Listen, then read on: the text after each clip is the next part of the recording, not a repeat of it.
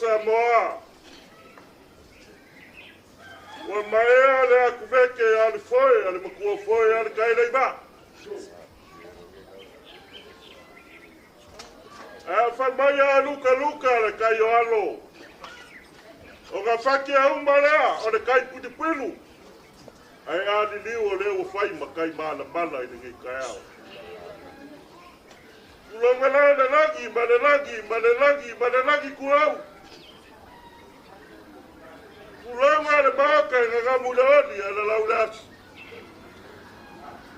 Kulonga le maka le sua le whaipari. Au polo mainga ka sau sema. Ai a le kua le mālō. A le usugafono le ngai kai au. Kulonga le lagi o maka. E suai kui le epa o le usoli o le marikoa. Laga le langia lava lea o maka mani fono kakafua. E fia ai so ngai ma pakange o le ngapu. A usoli a le mani mamalu i ainga. Wasaki a fai le lau whikalai. O ke vanga o le kapa ufangua o le mamalu le faleongo. A le upuale i a kusafua. Ale vanga ngafo le wharekonu. E whai foi langa o whapeifo. Ua langia po aka ma whare mai. Langa e fio ai le ngā kolo ai whaanga o le kupu kausi o le whasalene.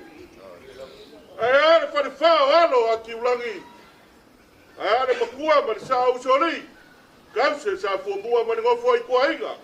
Ma malu foi le wharekonu. A whai whao ke lili wange le maka i makawai.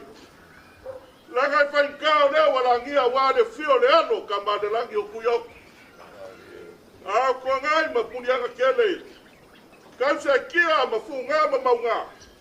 Al ma manu lea sa almurianga. Langa le vanga ngofo leo sa fua ma lalo malava. Ma vai sauru. O ai ngai a ma whalekoru. Langa uwala au le kua le uso linga le marikoa. A whai e whakaka. Ele wa whaafo mai, whako ia le mahu, ma lanu biho e, ma ka poka oka. Langa lea wa usuia le whango i whalifaku. A wāre whakalanga i ale i mālō, po ai manu mālō. Pa ia lava lea wā, le fio, o le makua ia ko whaionga, o le kamakumua. O le ua whanang mawave o le whangapamua. Ea asi maripaku lanu ki ue aia makapu oka.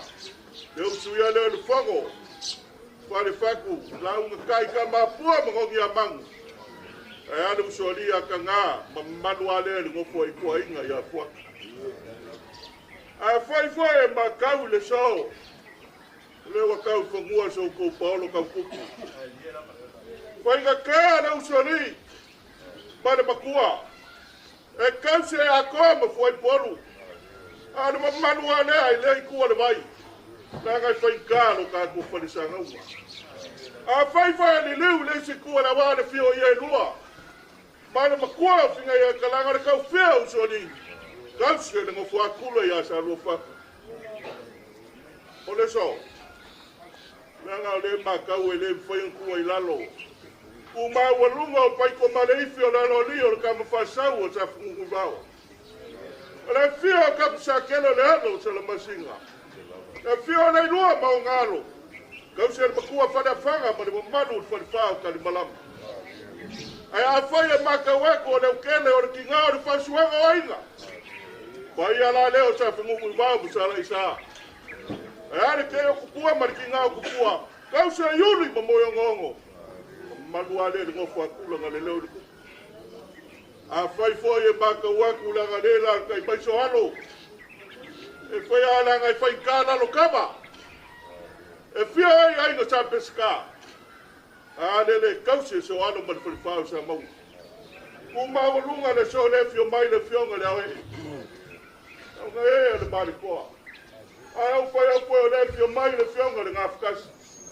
A fionga a fui maonga o langa whai kāsa fi mungu i mau. Au singa ko foi a masaka i la. E a le su mai le a kaua ko whao li i man ko lua kula pani. O ma manu sa wau. O langi o siosi o le so. E a maka mai le makawhanua te ia le si uwhanua. I le ngula le pui mangua te ia le pukaupea le ala kaua. E ala waifo I whanipaku I le so. Ala I mālō. Le bang kuku ngai le ngu. Le so ban wha momoli. Ngu le ai mangingo alu ka kuvango fwai. Ala ko whai le makua ia ku whaiongo. Mabaku. Malingai kuoro ka kumu I wai ai. Langa ile whainga ngalo le kau kua ale I mālō. Langa o le kasi le ngai koko. Sa kau kua kua vai. Kau kua makavela. Ai le fionga le makua le kai fongo ia ku whaiongo mapaku. Lango sua ia mangongi ia mak. Yo le lango sua le fio le awe. Ma le kua awalu fwai polo le so. Fa mai pele songa le kua. A fai au Yesu o le ana ukumogi ma le ola. E fai lango ma fa pea. O ana I mālō. Wa wa leo le ana ko filia I le so paso fa pingi. O le ana le mālō le kua. Ai ali le wanga I si o suafu wa e ma le mālō. Ko I lango ma ku fa pei. Se le wa I fongua le fa tamso ali. Wa e ma le fia la ko kua ni mo. Wa e a wa ma ku fa longo fo I Momoli mau. Momoli le ngang fa kai ia. Asi ia kaua sabea. Wa le fanga mailo. O ko san paku. I loa ka ku fia ngai. Ku kia ole. Fango wanga I le so.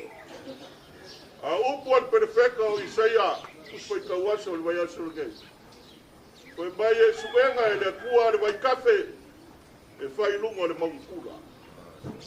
E fai ana kua le laulau kuafa. E fai mawai lepa. Longo inga e kafe a kili le vai. Ao le ele wanga maki. E vai kuna. No pia ele vai kuna. Ma kua le ngao le Isaia le asulunu le kunga ia. O kuia ngau le loko. Nganga le ngao le so. Ia punga akili. Le vai o wha mafontonga. Ia, mawai pe ia. So I kua lau le lei. I ngao le ainga, kausi. Ia. O le kakalo ai le kua ia mawale. A whanga le so. Ngai kua luka kua ai. Ia o le kala leo luka kua nguma le ngang whaaloanu. O mua, o le kusi pai kau aso le aso ngi. Ta whakatkali la inga ngi po le ale langi de amai. Nanga o lewa uma mawhai fo mai lau whaukanga le aise langi kasi o mai o kakungu. E o voi le langi e wan kui lai, sa whapea. O whakatkali kasi se langi ke o mai o uma. Pe ka soa, pai ongo I whakui al mangu. Pe a ea le olo masolo ia kao nanongi we. Pe ngau ngau au kai. Kapoka oka. Pe kor kimu kule. Paula ne mafakari ai. Uyo lea. Afkai ka kongo. Afkai kele a mul faukanga kala ni kayao. A kongo. Ma malolo ko faya ele. Uma fonga ko faya ala malo. Melea la kapua ilu ka kongo. Kapua ilu ka kongo malanga falalo fa kaya ku le fionga makua fa pefole. Fionga ya paku. Ya. Ai mesel faukanga ko faya lenka.